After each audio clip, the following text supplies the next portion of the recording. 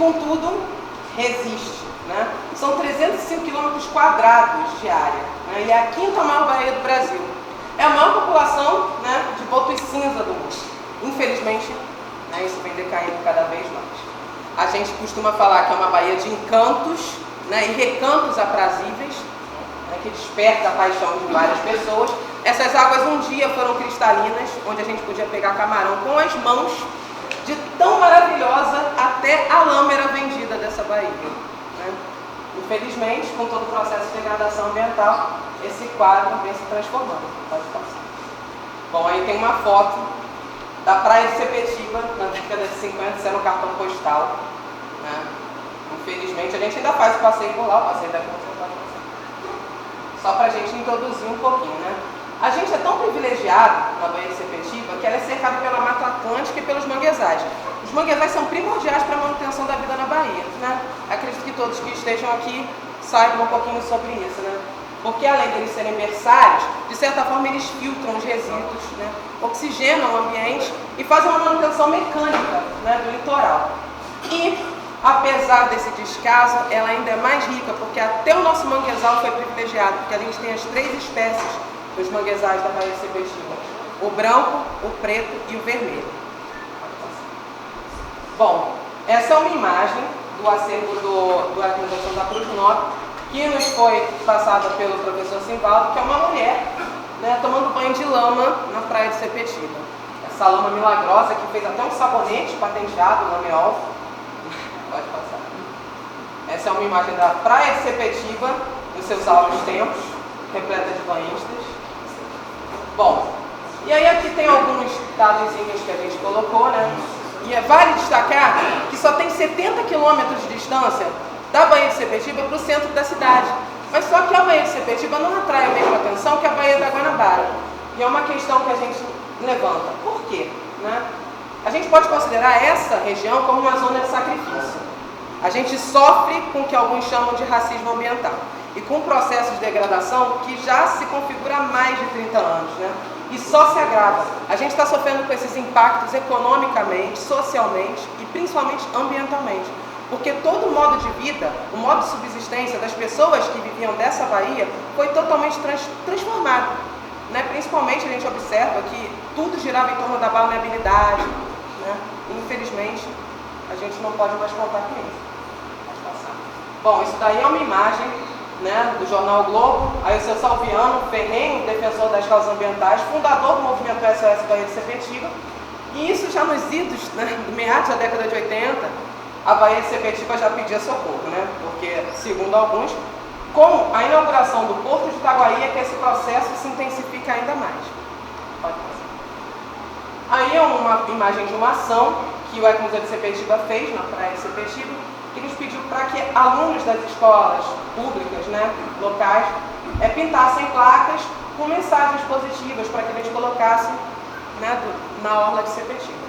Então aí a gente tem... por favor. A Baía de Sepetiba é nosso patrimônio, Baía de Sepetiba berçário de vida, e quem ama cuida, preserva a natureza, entre outras mensagens. Essa é uma imagem da abertura de um dos nossos passeios, que a gente chama de passeios de reconhecimento, pessoal da Ecomuseu de Sepetiba. Porque o objetivo desses passeios é reconhecer e redescobrir o que nos dá identidade enquanto moradores locais. Né? E isso, eu estou mostrando isso aqui nessa introdução, para evidenciar para vocês que é possível sim incentivar o turismo, mesmo numa área degradada, né? Mesmo numa área que é segregada, preterida e negada ao descuidado. Pode passar. Essa é uma imagem da gente mostrando a ponte, o caminho do antigo Cais Imperial, que a gente conseguiu o tombamento a nível municipal, né? Que é um mole de pedras construído em 1884. E aí são os visitantes de uma academia que agendaram com a gente para poder percorrer de forma guiada, né, esse trajeto. Essa é uma imagem de um passeio nosso, que a gente recolheu resíduos, né, com a população local. E vocês podem observar que a gente sempre tem uma grande quantidade de pessoas. Embora todo mundo se refira a Sepetiba de forma pejorativa, depreciativa, etc., a gente consegue receber visitantes e despertar o interesse. Pode falar. Bom, essa é a imagem do caminho do antigo cais, né, do término dele. Vai ver como existe beleza em meio a toda a degradação. Mais uma imagem do passeio também.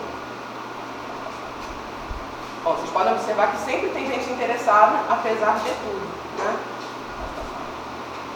Olha que visual bonito. Mangue, vegetação característica de Restinga, Mata Atlântica. A biodiversidade na Baía de Sepetiba é evidente, né? Mais uma imagem do passeio. Bom, isso é uma falésia, aquela que eu mostrei a imagem do cartão postal, né? Esse nos dias atuais, com os visitantes do passeio ali em cima. Mais uma imagem. Essa imagem evidencia, né, o assoreamento da praia de Sepetiba, que embaixo dessa ponte era capaz de passar um homem dentro de um caique, né? São mais de 6 metros de assoreamento. Posso passar. E isso é uma das mensagens que as crianças fizeram, que a gente colocou lá no Caminho das Tucás: deixe apenas as pegadas, leve só o seu lixo, de nós depende o encanto daqui. É legal que às vezes uma criança tem muito mais consciência do que um adulto, né? Pode passar. E essa é a conclusão do passeio. E aqui, os questionamentos desse painel. Por que será que a Baía de Sepetiba não desperta o mesmo interesse e atrai os holofotes como a Baía da Guanabara? O que deve ser feito para a Baía de Sepetiba não ficar pior no futuro do que a Baía da Guanabara? Como sensibilizar o poder público para que saneamento seja prioridade para o aumento da qualidade de vida, prevenção à saúde e preservação ambiental? Bom, nossos convidados, né, vão estar nos esclarecendo, nos ajudando a pensar sobre essas questões, né? Então, eu não sei como é que vocês vão estabelecer a ordem, quem quer começar. Boa tarde a todos e todas. Meu nome é João Henrique, sou do coletivo de Uma Coisa Só, como ela falou. É um coletivo de Campo Grande de jovens, na qual eu sou um dos mais jovens, velhos do grupo, jovem experiente lá no grupo. E como a pauta aqui é saneamento e a Baía de Sepetiba, eu vou falar sobre saúde. E os amigos aí que têm mais gabarito para poder colocar essa posição da Baía de Sepetiba, eu vou colocar mais na parte da saúde, que detém não só em Sepetiba, mas da AP5, que compõe lá Deodoro, Bambu, Campo Grande, Santa Cruz e Sepetiba também. Pode botar aqui no slide. Por quê? Porque vai ser um pouco da resposta da parte que a população local está sofrendo, né? Eu vou falar do modelo de gestão que foi colocado, o modelo de gestão, vou ficar em pé. Vai mostrar aqui? Isso. O modelo de gestão que foi colocado para a gente depois de 2009, e a minha fonte sempre vai ser a Comissão de Saúde da Câmara Municipal do Rio de Janeiro. O que acontece? João, isso não tem nada a ver com a Baía de Sepetiba, não tem nada a ver com saneamento básico. Tem. Por quê? O modelo de gestão que foi colocado a partir de 2009 para cá, para a gente nessa região, que teve também a privatização do serviço de saneamento básico, que antigamente era a Foz Água, e agora o meu amigo Dr. Setai, que está ali, né, presente, pode até me ajudar depois da aquela passou agora para a chamada Zona Oeste Mais, né, aquela envelopando o serviço. Isso faz parte do processo de privatização da saúde, da seção, do serviço, como queria entender. Então, eu botei o modelo de gestão, a partir de 2009, foi colocado o serviço de OS na cidade do Rio de Janeiro, para poder ampliar o serviço de atenção básica no município.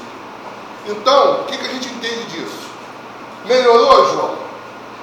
Podemos dizer que melhorou, mas acontece que o serviço não ficou sustentável.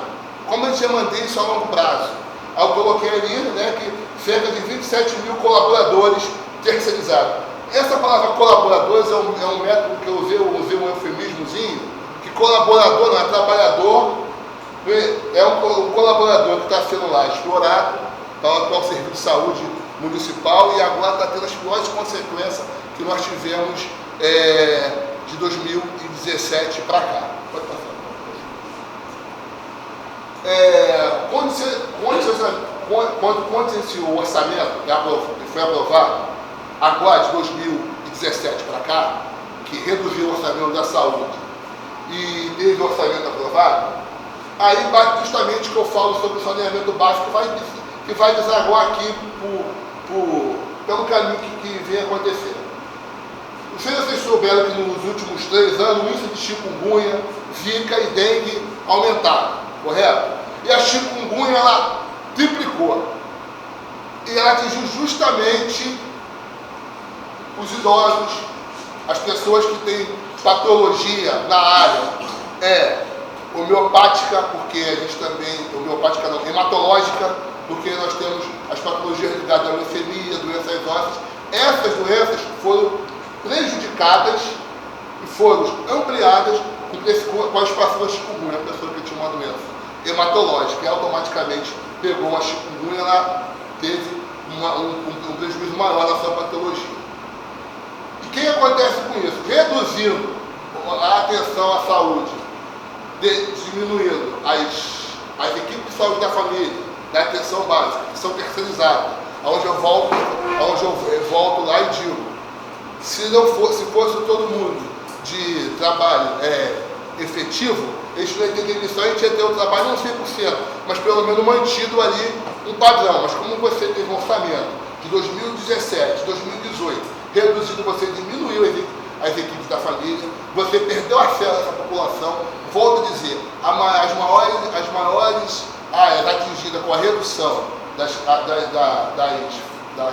equipes de família foram a P53, que é Bangu, Realengo, a maior P do município do Rio de Janeiro, que é a P52, que tem 33 centros de atenção à saúde, incluindo os CMFs. E o que acontece? Isso tudo foi reduzido. E a P53, eles só lembram de falar de Pedro II e a UPA do João 23 e a UPA do Santarão. Esquece de Sepetiba. Entendeu? Esquece que aqui tem que ter atenção à saúde. Nós temos um bolsão de alta vulnerabilidade aqui nessa região. Isso tem que ser colocado em pauta. E atinge justamente o saneamento básico dessa região, que em algumas áreas são precários. Pode passar. Estou correndo não, estou tentando dar uma agilidade. Volto a falar de novo. Terceirização dos funcionários deu um serviço fundamental, desmotivando a assistência. Quando eu falo do orçamento que foi cortado, o cara que está lá trabalhando, terceirizado, numa unidade de saúde básica, o orçamento foi cortado em 2018. Como é que eu vou trabalhar tranquilo se eu estou quando ser demitido? O orçamento vai ser cortado em 2019, de 2017 para 2018 e arrebenta em 2019. Então você começa a reduzir o quadro. Eu tive vou citar os nomes dos companheiros que estão aqui para me ficar feliz também, o Sérgio, que é do Conselho de Saúde lá de Campo Grande, está ali, né? Uma gente falou assim, não, nós não estamos reduzindo, não. Nós estamos suprimindo a atenção. Eu falei, não, Sérgio, Carlos lá, é um eufemismo do sistema que a gente tem que aguentar isso. Estamos suprimindo, meu irmão. Não tem suprimido. Você está perdendo acesso à saúde. Foi colocado com a gerente da atual gestão lá no Conselho de Saúde da P52, Márcia Faria. Aí eu coloquei lá, terceirização desmotivando. Os hospitais municipais, seja pela Rio Saúde, explicando, a Rio Saúde é uma empresa pública diretamente ligada à Prefeitura do Rio de Janeiro, ou à Secretaria Municipal. Não é a OS. Ela tem um repasse direto para essa empresa pública. Não é a OS. As OS que conferem assistência aqui, na nossa região, volto a falar, a P5, que são a P5, a P51, a P52, a P53, na P53 saiu a Iabas, na P51 saiu a Iabas e entrou a IPSEC. Quem está acompanhando os jornais já sabe qual é a decepção. Correto, meu conselheiro? Então, vamos continuando. Na P52 saiu a Iabas também, entrou a IPSEC. Poucas pessoas têm acesso, está vendo o próximo para cá que não tem tempo, que tem 466 páginas o contrato de gestão feito do dia para o outro para poder substituir a Iabas pela IPSEC. Eu não sei como foi feito isso. 466 páginas, avaliando isso, orçamento, avaliando de onde vai, o que vai atender, se vai cobrir todo o trabalho que tem que ser colocado pela OS na nossa região. Aí eu quero colocar um detalhezinho lá, que nesse contrato de gestão, lá, estava assim, consultório de rua, então, em Campo Grande, está lá. Vai ser uma coisa que vai cobrar no Conselho de Saúde. No Hospital Rocha Faria, para quem não sabe, lá é a empresa pública Rio Saúde, e no Hospital Pedro II, Municipal Pedro II, é a OS SPDM. a SPDM iria sair do Rocha Faria, mas como não interessa a assistência e sim o contrato, a OAS preferiu rebaixar o contrato e manter o atendimento no estado que está, e todo dia os senhores podem ver na imprensa. Mas a fonte continua ali, fonte Comissão de Saúde da Câmara Municipal do Rio de Janeiro, e quem não sei, quem conhece o movimento Nenhum Serviço a Menos, que é o movimento que todo dia está cobrando isso da saúde municipal. O Hospital Municipal Albert Schweitzer, que é lá na P51, é a OAS Cruz Vermelha, correto, você? Só você é o auditor. A OAS Cruz Vermelha foi que pegou lá um funcionário, né, saindo com não sei quantos mil do bolso lá, e por cargas d'água também não foi afastado da gestão. Continua. Então isso aí vai poder ver. O que eu estou colocando aqui? Vou dar uma paradinha para dar uma explicada, eu acho que daqui um tempinho, né? Aí, o que acontece? O serviço todo nosso, 90% ali, ele é terceirizado. Como que eu vou andar com a nossa saúde, uma perspectiva, pelo menos de médio a longo prazo, se eu tenho a base de trabalho na Zona Oeste toda terceirizada?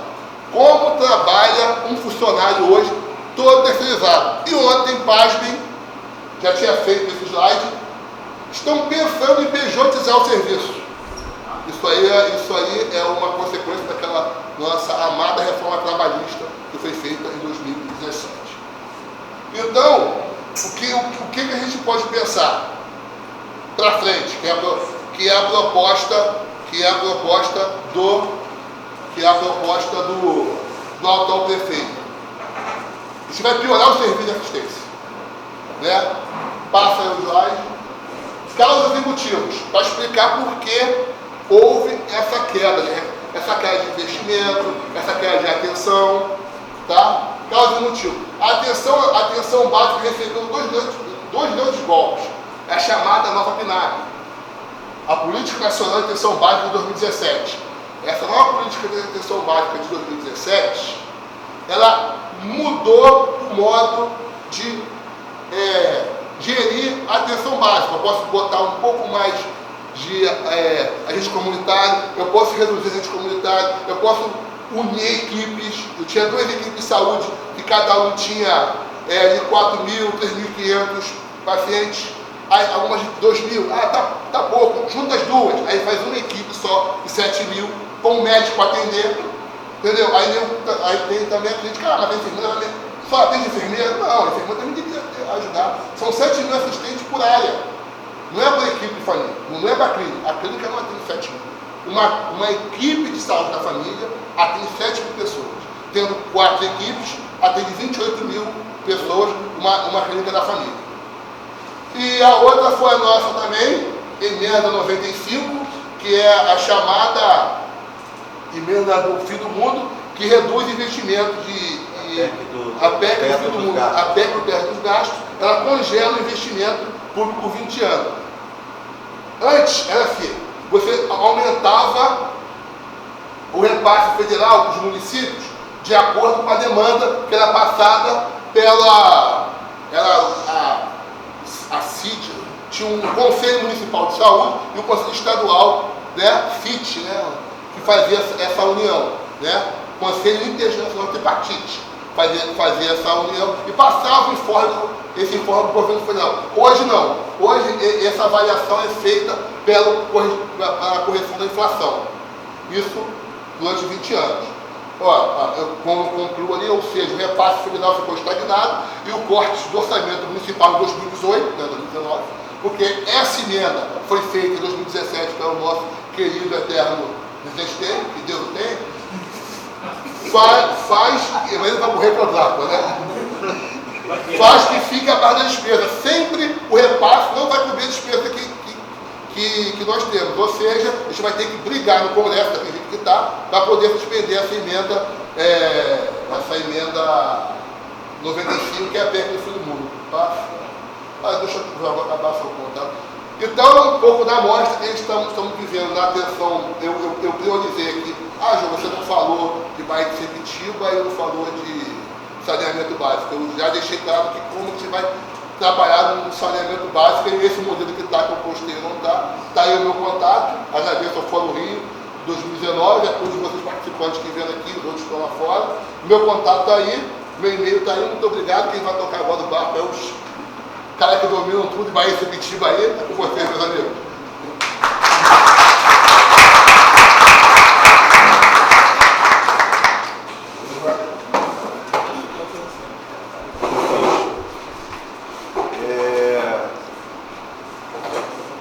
Boa tarde, quero agradecer aqui o convite, né? A oportunidade de estar aqui com o João, o Mauro, companheiro de longas caminhadas, também com a Bianca, né?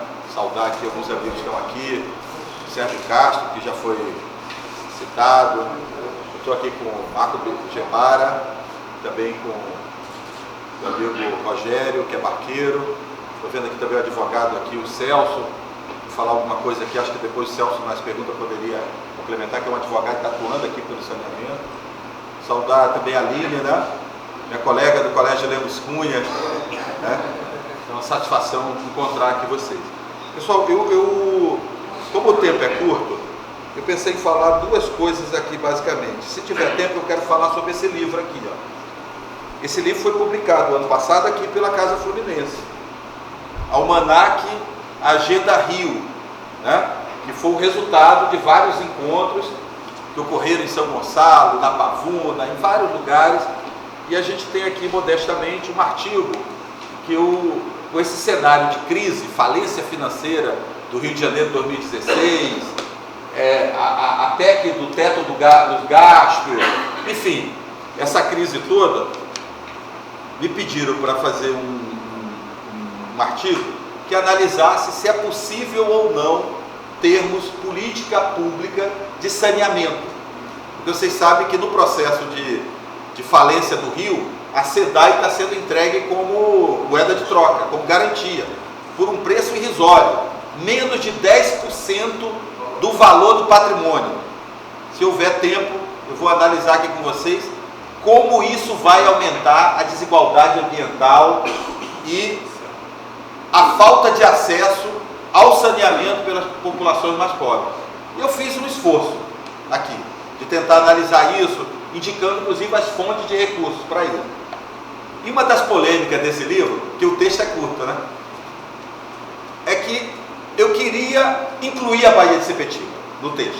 E aí me disseram o seguinte, não teve fórum ainda na Zona Oeste, na Baía de Sepetiba. Resultado, a Baía de Sepetiba ficou fora. Mas eu tenho o artigo original, quem tiver interesse, eu envio, e eu acho muito importante que o fórum tenha chegado aqui à Zona Oeste. Porque o que eu falava com a equipe da casa era exatamente o seguinte, é que não é possível pensar em saneamento, né, da cidade do Rio de Janeiro, enfim, sem olhar a Zona Oeste e a Baía de Sepetiba, né? Então, talvez se tiver tempo eu vou citar algumas coisas ali. Mas eu, vendo aqui o encontro, reencontrando os amigos, eu sentei ali agora 3 minutos e escrevi um negócio aqui que eu queria compartilhar com vocês, que tem a ver com a nossa militância. O Bahia Viva existe há quase 30 anos, né? Depois de um certo momento, o Bahia Viva paralisou, porque o fundador do Bahia Viva, o professor Elmo Amador, que era da Geografia do FJ, teve câncer, ficou 10 anos doente. Nós demos uma paralisada, nós retomamos em 2015, quando o governador Pezão declarou, fez aquele acordo com o Comitê Olímpico Internacional, que ia despoluir 80% da Baía de Guanabara para as Olimpíadas. Vocês lembram disso? Até o André Correia, que está na cadeia, está faltando secretário naquela cadeia lá. Mergulhou no lugar que estava limpo. Diz que tem um outro secretário de meio ambiente que está lá na LERJ, que a federal só está passando, já está até de mala pronta, já para ir que fez muita maldade aqui, muitas licenças ambientais para empresas poluidoras. O famigerado PDGB, Programa de Poluição da Baía do Guanabara. Mas naquele momento, Bahia Viva foi retomado, né? E Dona Zumira Amador, esposa do Elmo, me liga, cedinho, 7h15 da manhã, o telefone tocando, eu, Zumira, o que é? Fiquei preocupado, né? E ela, Sérgio, vocês têm que fazer alguma coisa. Se o Elmo tivesse aqui, ele, o que é, Zumira? Você não leu o jornal? Aí era a história história do Pezão promete despoluir 80% da Bahia. E nós retomamos, né? Retomamos o Bahia Viva. E, pessoal, a retomada do Bahia Viva foi muito interessante, porque quase metade das pessoas que foram no primeiro encontro, Bianca, eram pessoas moradoras da Zona Oeste. Pessoas como Mauro, como Sérgio, Tiaguinho, Jobed, todos os companheiros. Né? Pessoas, então, e a reivindicação deles é a seguinte: nós somos solidários com a Bahia Viva, a Bahia de Guanabara Viva, mas nós queremos também a Bahia de Guanabara. E nós temos tentado trabalhar, mas nós sabemos, aqui na região, eu estou dizendo isso para colocar o seguinte: nós queremos consolidar um trabalho mais forte aqui da região, com as organizações, com as lideranças, né? Logicamente que nós não temos recursos para isso, então o que a gente tenta superar essa carência é com o planejamento das ações, tá certo? Fizemos um fórum aqui o ano passado, aqui o Mauro nos ajudou, um fórum com muitas lideranças, inclusive da área da saúde. Então o tema que você trouxe tem tudo a ver, né? Porque nós estamos falando de saúde ambiental. Mas eu queria compartilhar com vocês aqui os momentos, só para a gente, até chegar agora, não vou me esticar não. Bianca já falou, tem um marco aqui da região, que é a questão desse porto de Itaguaí. Aliás, os portos foram grandes destruidores também da Baía de Guanabara e de várias partes do litoral do Rio de Janeiro. Não vou me aprofundar sobre o porto de Itaguaí, né? Tem uma questão que a gente, que sempre foi secundarizada aqui pelo poder público, eu estou falando, que é o passivo ambiental da Engá Mercantil. Pessoal, esse passivo, os que já viveram um pouco mais sabem do que eu estou falando. A Engá Mercantil, ali na Ilha da Madeira, o proprietário dele era um senador da República, Gondim Barreto. Eu nunca vi isso em livros. Tem uma outra tese que fala sobre isso. Eu fiquei feliz que esse prédio aqui bonito, aqui foi a casa de um senador, né? Então está preservado, parabéns à organização dele. Esse senador, muito influente, ele conseguiu recursos para destruir a Baía de Sepetiba num banco. Esse banco tinha 4 siglas na época: Banco Nacional de Desenvolvimento Econômico, que a quinta letra hoje é social, é o BNDES. O mesmo BNDES que hoje no norte, lá no Pará, eu morei em Altamira, no Pará, tenho 4 irmãos de lá, está financiando o Belo Monte, por exemplo, e financiou a TKCSA, que é uma indústria alemã que foi proibida de se instalar lá. No passado, financiou a siderúrgica, essa Engá Mercantil. Esse é um passivo muito grande. Para vocês terem noção, eu tenho esses dados, se alguém tiver interesse, vamos trocar figurinha. Nós estamos falando de toneladas e toneladas que a cada chuva vazava. O que eles fizeram? No meados dos anos 80, a Constituição Federal de 88, vem o debate, né? O Brasil viveu uma ditadura de 64 a 85, 85 é a emergência dos chamados novos movimentos sociais, que era o quê? Eram as mulheres, era o movimento gay, que hoje é LGBTS, era o movimento ecológico, né? Então, era aquela emergência. Começa um debate da questão ambiental, principalmente nos centros urbanos. Nesse período é criado o Ministério Público. O primeiro curador de meio ambiente, o João Batista Petzer, que já faleceu, chegou a ser vereador lá em Niterói. Eu lembro que o Petzer, a equipe do Ministério Público era um batalhão, era ele sozinho com uma máquina datilográfica que pulava o S. A gente lembra do S porque era engraçado, tinha que tentar fazer o S. Um dos primeiros estagiários lá foi o Rogério Zoen, que militou com a gente, hoje é advogado, vários amigos nossos.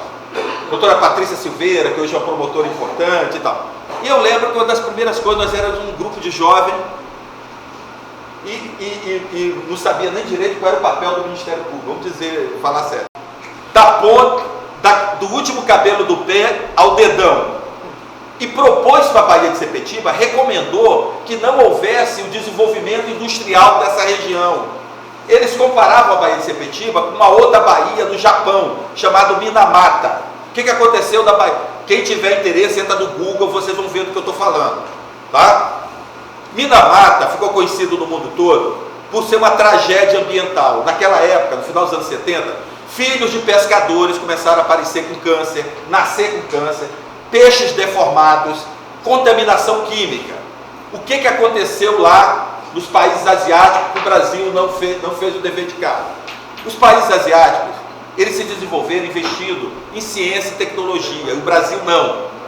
A economia brasileira ainda está exportando soja e minério. Então lá eles fizeram controle industrial, eles reverteram a situação deles. A Alemanha identificou nessa baía aqui um problema grave, recomendou que não houvesse a expansão industrial e que a Bahia poderia ser desenvolvida com ecoturismo, com a pesca artesanal, a agricultura aqui no entorno, etc. Outro modelo de desenvolvimento, outro modelo. O que aconteceu? O governador Marcelo Alencar, que era do PSDB na época, ele proibiu a divulgação desses estudos. Proibiu. Acabou unilateralmente o convênio com a GTZ e a Bahia depois veio TKCSA, etc. E tal. Eu vou ter que correr com essa história aqui. Bom, nesse período, por exemplo, houve uma mobilização aqui que nós participamos para a criação da APA Estadual Gericinó Mendanha Serra de Madureira.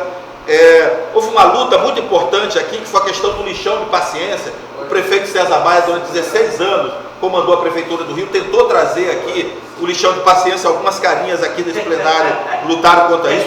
Tivemos muitas ameaças, etc. e tal. E, mais recentemente, já próximo da Rio Mais 20, a Prefeitura do Rio desativa, entre aspas, o lixão de Gramacho, que está vazando 1 bilhão de litros de chorume para dentro dos manguezais.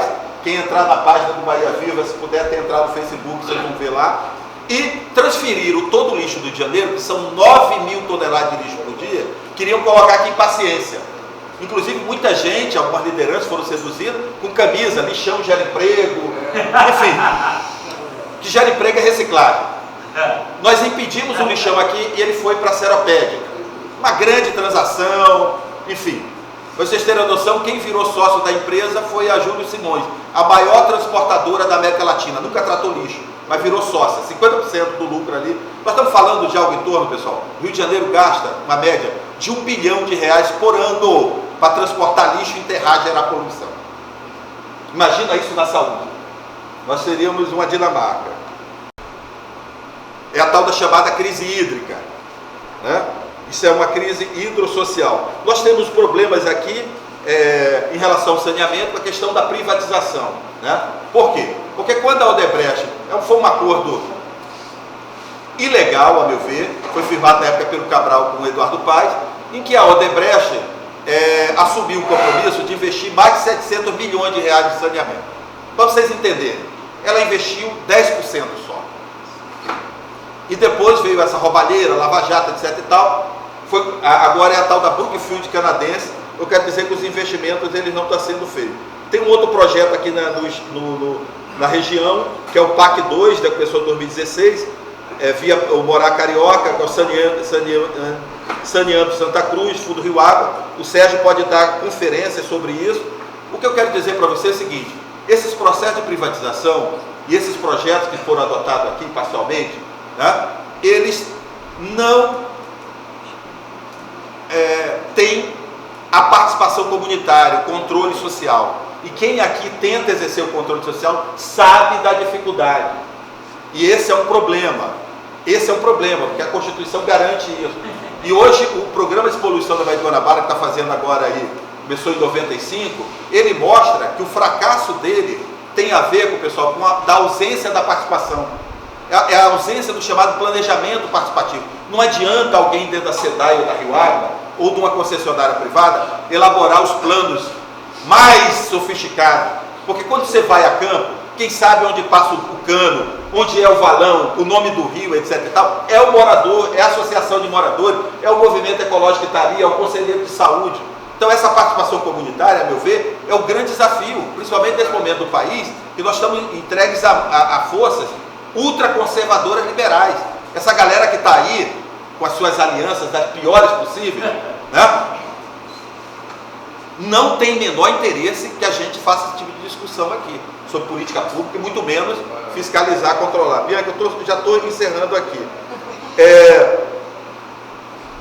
Um outro fato que tem a ver com esse livro foi o seguinte: do ano passado, 2017, 2018, existe uma lei que é a Lei da Política Nacional de Saneamento Básico. Elas obrigam, pessoal, que todo município tenha o chamado Plano Municipal de Saneamento Básico. A maior parte dos municípios do Rio até tem, mas é um documento que está numa gaveta. O que aconteceu na cidade do Rio de Janeiro? O prefeito Crivella, quando ele assumiu, todo prefeito tem que publicar no primeiro ano da gestão o chamado plano estratégico, que é um plano de metas. E a Casa Fluminense analisou isso. Quem tiver interesse, leia os artigos. O que aconteceu com o plano estratégico do Rio de Janeiro? 197 páginas, não cita a palavra Baía de Guanabara. E a palavra Baía de Sepetiba, nem pensar. Tá certo? Nós fomos no lançamento. Aqui tem várias carinhas, estavam lá no dia do lançamento. E aí, Yanderu Tupã, que é Deus em Guarani, ele nos ajuda, né? Fizeram um sorteio. Eu fui sorteado. Eu e o Henrique da casa. E mais duas companheiras. E aí eu queria entender, porque acho que editaram errado. E a palavra lá da época, a secretária Eraspásia Camargo, ela disse o seguinte: não, o prefeito falou que não é para citar Baía de Guanabara e Sepetiba. Mas como assim? Uma cidade litorânea, né, Aline? Uma coisa fofa, né? Mas como assim? Não, porque ele falou que ele não vai investir um centavo no plano municipal de saneamento básico. Pessoal, vamos falar sério. E aqui tem advogado da sala. Vamos botar uma criminal nesse prefeito? Essa é uma lei federal. O prefeito, seja do Rio, de Seropédica ou de outro lugar, ele não pode dizer assim: na minha gestão eu não vou investir um centavo em saneamento. Não existe isso. Isso é uma política de Estado. É uma questão que, independente de quem seja o prefeito, isso tem que ser tocado. Então, nós estamos vivendo um cenário, para finalizar, meu tempo já estourou, que eu acho que é de grandes desafios. Primeiro, a Companhia Estadual de Saneamento, que é a SEDAI, ela está aí ameaçada de privatização. É um problema. Eu diria para vocês, está ruim com a SEDAI, se a SEDAI vai piorar. E se tiver oportunidade, alguém perguntar, eu vou dar exemplos.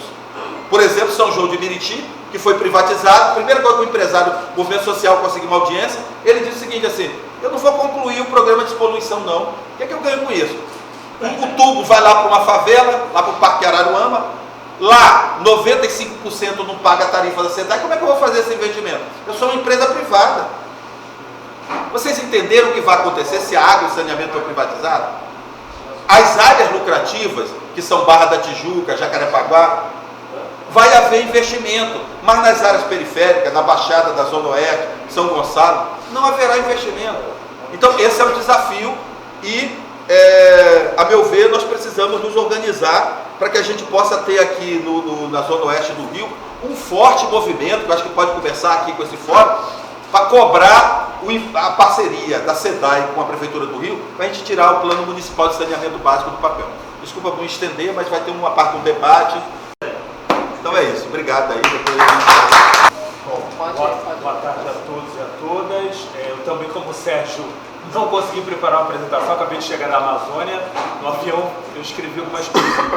Sou Mauro Pereira, sou biólogo, formação, sou diretor executivo da Defensores do Planeta, com uma ONG que atua aqui. Nós temos 20 anos, nascemos em 99, brigando pela Serra do Mendanha, completamos agora 20 anos. Também sou o ponto focal para a América Latina para a Justiça Socioambiental da Agenda 2030 na ONU, fui eleito agora, e sou parte da sociedade civil da ONU, meio ambiente lá na ONU. Tá? Então, assim, falar de saneamento básico, né? É até trágico dizer isso, porque assim, eu estava mostrando agora a Sérgio, eu até trouxe aqui para vocês verem, ele é responsável por tirar, primeiro, depois vocês podem ver aqui duas fotinhas aqui para mim emblemática, que essa baía era nosso lazer. Era o lazer da minha família, esse é meu pai, surfava na Bahia, né? E era o nosso momento de lazer da nossa família. A gente entrava no fiscão dele vermelho, está aqui, ó. A família vinha para a Baía de Sepetiba banhar tanto tomar banho quanto passar lama medicinal, né? Então nós não saíamos daqui para a praia de Zona Sul nenhuma. Não precisava pegar os busões da vida que era longe para ir para a Barra da Tijuca ou Copacabana nem pensar. Ao contrário, eu me lembro quando criança, escutava um monte de gringo falando, o que é isso? Era o diretor da Air France que veio se banhar na nossa praia, na nossa Baía de Sepetiba. Aí, gente, o que acontece? Passado mais de 20 anos, parece que eu estou acordando num pesadelo. A gente olhar essa Baía de Sepetiba do jeito que está. E, sobretudo, eu como biólogo, né? E o que aconteceu? O que aconteceu foi o grande crescimento desorganizado da Zona Oeste e a ausência de saneamento básico. Né? O poder público não tinha um olhar para esse território, né? Era considerado como zona abandonada e zona de sacrifício, como até hoje, Então se tinha um olhar mais, quando falava Zona Oeste, o olhar era sempre a Barra da Tijuca e Recreio, e a Zona Sul, né? Então começa-se então o crescimento desordenado, e aí a gente poderia estar aqui, não vou me estender mais falar de N áreas que cresceram absurdamente, como Guaratiba, como ali a zona do Piraquê, Nova Guaratiba, entre outras áreas Antares, que foram crescendo vertiginosamente, e onde se tem pessoas, se produz esgotamento sanitário, onde se vai parar isso? Dentro da nossa Baía de Sepetiba, tá? Então começa a farra, a destruição da nossa Baía, nosso principal patrimônio socioambiental, que é a Baía, começa aí, com a ausência, com a inoperância do poder público em, primeiro, gerenciar o parcelamento do solo, segundo, levar saneamento para uma região que inclusive era turística. Mataram a nossa região turística. Era uma região turística. Eu me lembro de falar para o papai: pai, por que a gente não mora, eu sou morador aqui, por que a gente não vem morar em Pedras de Guaratiba? Era absurdo o preço de uma casa em Sepetiba e Pedras de Guaratiba. Para a gente, quem morava nessas áreas eram ricos. Porque as pessoas eram veranistas. Sim, eram veranistas, exatamente, bem lembrado. As casas praticamente eram casas boas e ficavam fechadas, as pessoas vinham morar aqui. E aí, se vocês forem, atualmente, a gente sempre faz também um reconhecimento com a juventude, a gente tem um mutirão de limpeza na APA, e aí vocês passarem, a gente vai por dentro ali, passando até chegar nas praias, você vê que está assim, abandonado. E as praias, quem tem, quer ir embora, quer vender, muitos já foram embora, querem vender. E aí, com a promessa de se reaver isso ou sanar esse grande problema, o que se começa a pensar? Já que a grande empresa que deveria cuidar disso era o governo, né, através da prefeitura, com um plano de saneamento básico do território, né? Entrega-se então o saneamento básico do território a uma empresa, né, um pool de empresas, que é o chamado Grupo Foz Águas 5, e aí eu posso dizer claramente porque trabalhei junto com eles, não para eles. As pessoas: mas você não trabalhou para a Foz Águas 5? Eu falei: não, eu trabalhei na parte ambiental a convite da ONU, tá? Como funcionário da ONU, eu fui o responsável por mapear toda a Zona Oeste e fazer um trabalho socioambiental junto com essa empresa. Então eu pude ver claramente qual era a ausência dela. Primeiro, a falta de visão dessa empresa de saneamento do território. Segundo, o que o Sérgio falou, eu cobrava: cadê a sociedade civil? Ah, não, nós temos um grupo da sociedade civil. E aí eu fui para lá, fui convidado enquanto ONU, Unesco, e aí eram pessoas cooptadas. Era a sociedade civil, mas uma sociedade cooptada. Não era uma sociedade que de fato estava engajada com a defesa do nosso território, que historicamente tem brigado pelo nosso território, né? A sociedade civil estava lá, um ou outro parente trabalhava para a Foz, eles os projetos sociais deles eram bancados pela Foz, então você já desconfiava que não era uma sociedade civil. Então, falta de visão, ausência da sociedade civil para construir junto com esse grupo.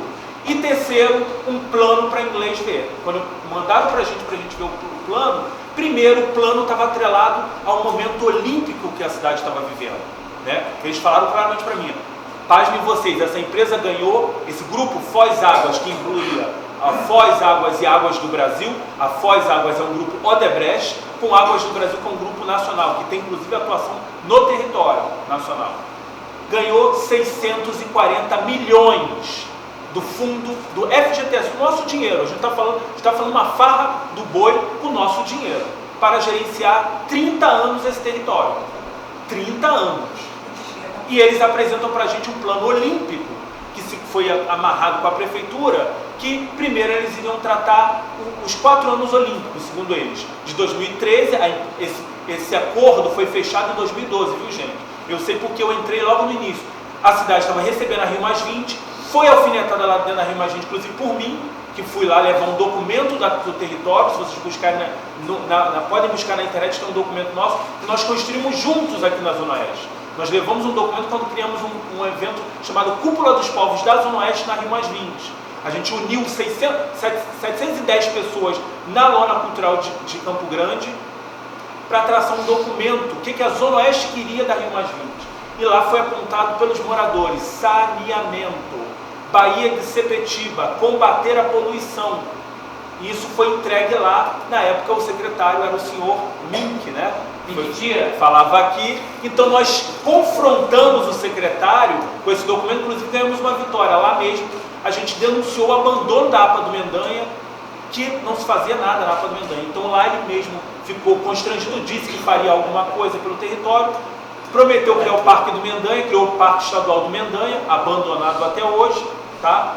E o saneamento básico. Então a cidade se vê exposta na Rio+20 perante os atores que lá dentro estavam da conferência oficial da ONU e fora, porque tinha a cúpula dos povos para a sociedade civil que ficou excluída do processo oficial. Como nós temos assento na ONU, nós entramos dentro da conferência da Rio+20 e lá expomos.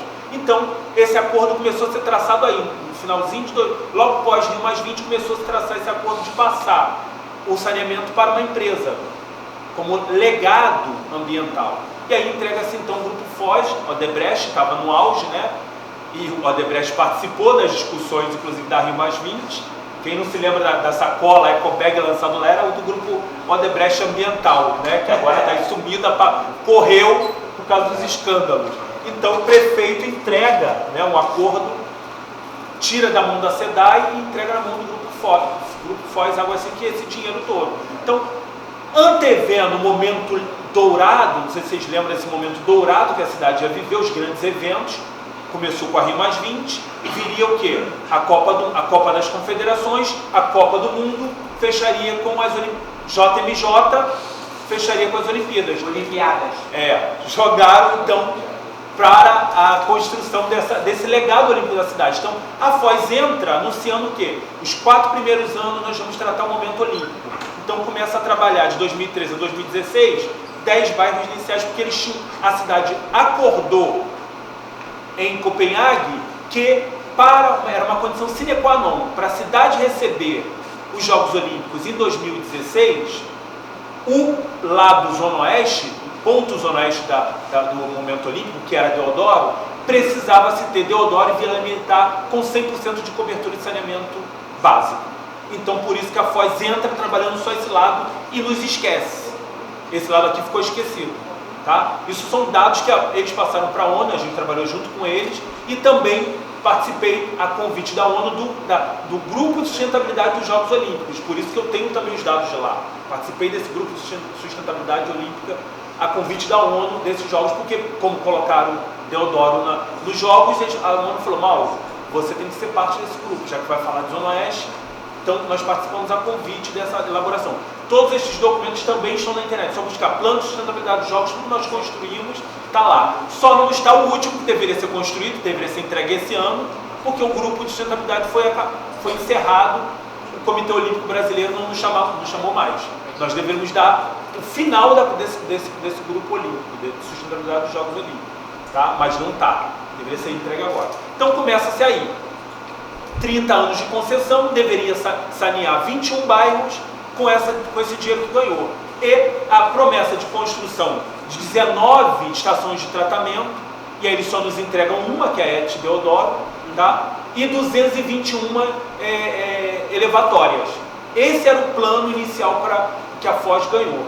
No meio do caminho, ela sai, tem uma troca de diretores, inclusive nós sofremos lá dentro, porque o trabalho com a ONU era levar o chamado legado social ou socioambiental. Então a gente começa a fazer um mapeamento com a Agenda 21 da Unesco, através da Agenda 21, para a criação de projetos que a própria empresa deveria pagar. O primeiro presidente entende essa importância do legado socioambiental, o segundo vem para cá um gaúcho que diz que não precisa de legado socioambiental nenhum. E que a questão educacional também não era importante. O importante era que o legado, que a Zona Oeste ganharia legado, trazendo o saneamento para a cidade e a coleta do esgoto e tratamento. Tá? Isso, na verdade, na prática nunca aconteceu. Quando eles retiram o legado socioambiental, para vocês entenderem, a ONU, eu enquanto representante da Unesco, digo para a ONU, olha, o que eu estou fazendo aqui, como funcionário da Unesco? Eu estou aqui para trazer o legado socioambiental. Se o cara não entende o legado socioambiental, eu estou me retirando. Então a gente quebra esse acordo. Então, só para vocês, meu tempo está correndo aqui, então vamos lá. Então só para vocês terem noção, eles fingem que entregam esse momento olímpico, não sanearam, não entregaram o saneamento pleno em Deodoro e Vila Militar, tá? O consórcio, a gente está falando que eles deveriam levar saneamento para a AP5. Eles também são responsáveis pela coleta pela questão da água, começa-se então indevidamente, absurdamente, a cobrar uma taxa de esgotamento sanitário, coisa que a gente não tem, tá? E vai ao Supremo ganho, né? Então absurdamente. E também a questão da água do nosso território, né? Então, vou mudando rapidamente porque não vai dar tempo de eu falar tudo que a gente viu lá. A empresa, quando a gente começa a cobrar deles, eles dizem que eles deveriam arrecadar 200 milhões no território, mas por conta da ausência de pagamento, muitas pessoas não pagam, né, os impostos, então eles falam, olha, a gente deveria ganhar 200 milhões no território, mas por conta da inadimplência do território, que é altíssima, nós só arrecadamos 100 milhões, não tem como fazer muita coisa. A gente fala, ué, mas cadê o dinheiro que vocês receberam para levar o saneamento para essa AP5? São as 5 APs, né? A gente está falando de 1,8 milhões de bilhões de pessoas nesse território, da nossa AP, tirando a barra. Então começa-se uma disputa, e aí nesse meio aí tem essa crise no grupo Odebrecht, vocês lembram da roubalheira. A Odebrecht corre do acordo, passa para o grupo Brookfield, grupo canadense que aí está, que aí muda-se o nome para a Zona Oeste+, e aí vocês veem que assim, como estamos, a empresa diz, né, eu sou parte do Conselho de Meio Ambiente da cidade do Rio, e lá a gente oficializamos a empresa da prestar esclarecimento do que estava fazendo. E aí ela dizia, mas a gente faz isso para o grupo da sociedade civil na região. Eu falei, opa, tem alguma coisa errada, vocês são obrigadas a vir falar para o Conselho de Meio Ambiente, vocês têm que nos falar. Então, o que eles passam para a gente? Que a empresa investiu 600 milhões no saneamento do território. Então, ela diz que construiu 361 quilômetros de rede de esgotamento sanitário, e que criou a ET Deodoro. Para quem é do território sabe que ela não criou, ela só colocou para funcionar. Já existia a ET lá, só que estava abandonada, tá? Então ela diz aí que criou a ET Deodoro, recuperou e criou mais 16 estações de tratamento e 14 elevatórias, que isso gerou 38 novas ligações de esgoto no território. Então, para quem acredita que isso aqui é uma Dinamarca, como o Sérgio falou, de repente criou tudo isso, tá? Aí o que eu quero dizer? O que a gente cobra lá no Conselho? Que a cidade, de fato, leve saneamento básico. Isso está indo parar na Baía de Sepetiba. Isso está acabando com a diversidade biológica do território. Aí, em 2017, nós fomos à Conferência de Oceanos, lá na ONU, denunciar o abandono da nossa Baía de Sepetiba. E quem era o culpado desse abandono de estar matando, pouco a pouco, a nossa Baía de Sepetiba? A Prefeitura do Rio. A Prefeitura do Rio, que ausência, inoperante em atuação nesse território. Anos e anos de inoperância, seja no saneamento básico, seja na saúde, seja na educação, seja no cesseamento do crescimento desordenado do território. Isso está matando a nossa Bahia. E aí os nossos pescadores podem dizer isso bem claramente. Então a produção de camarão, a produção de pescadinha cai. Hoje o Sérgio falou, os dados que nós temos dos testes químicos e físicos e biológicos que fizemos em pescados na Bahia mostram que o pescado está altamente contaminado por alumínio, cádmio, chumbo, mercúrio, ainda. Isso, mas isso não faz tanto tempo da Ingá. Veio uma empresa com território e revolveu o fundo da Bahia, gerando uma série de aspersão de poluentes para outras áreas, inclusive os nossos manguezais, tá? E aí, finalizando, isso é meio que frustrante, porque a cidade do Rio está construindo o seu plano de desenvolvimento sustentável, inclusive baseado na Agenda 2030 da ONU, a agenda que eu coordeno, né? E aí, como construir um plano de desenvolvimento sustentável da cidade se a gente não tem saneamento básico? Se a gente está matando nossa Baía de Sepetiba? Se o plano estratégico esqueceu da Baía Exatamente, de Sepetiba. exatamente, eu ia falar aqui, mas tanta coisa, eu ia falar, o plano estratégico, o prefeito de Pirraça diz que não investir, mas não sei se vocês sabem do fato histórico. Ele queria levar esse modelo lindo, que segundo ele estava ótimo, para a prefeitura está ótimo esse modelo de privatização do nosso esgoto, para a AP4. E aí nós fomos para lá, fizemos barulho, e não vai passar porque não é legal. Vocês querem fazer a mesma farra do boi aqui na Barra da Tijuca porque tem dinheiro. Então, por Pirraça, um prefeito que foi eleito dizendo cuidar das pessoas, creio que das pessoas dele,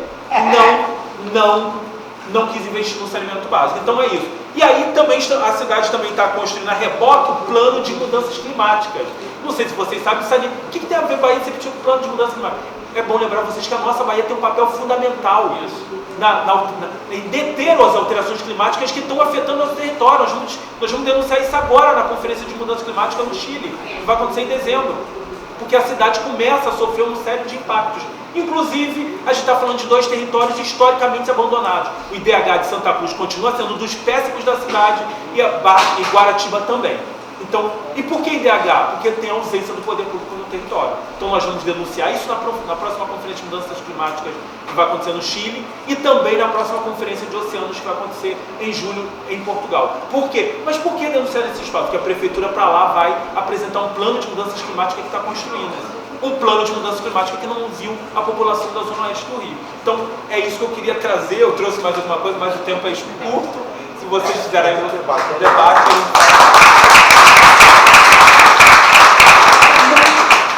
Então, gente, a gente vai partir para as perguntas, mas antes, eu, assim, ouvindo a fala de vocês, eu refleti sobre algumas coisas, né? Conhecimento é poder. E a população dessa Zona Oeste segregada desconhece muito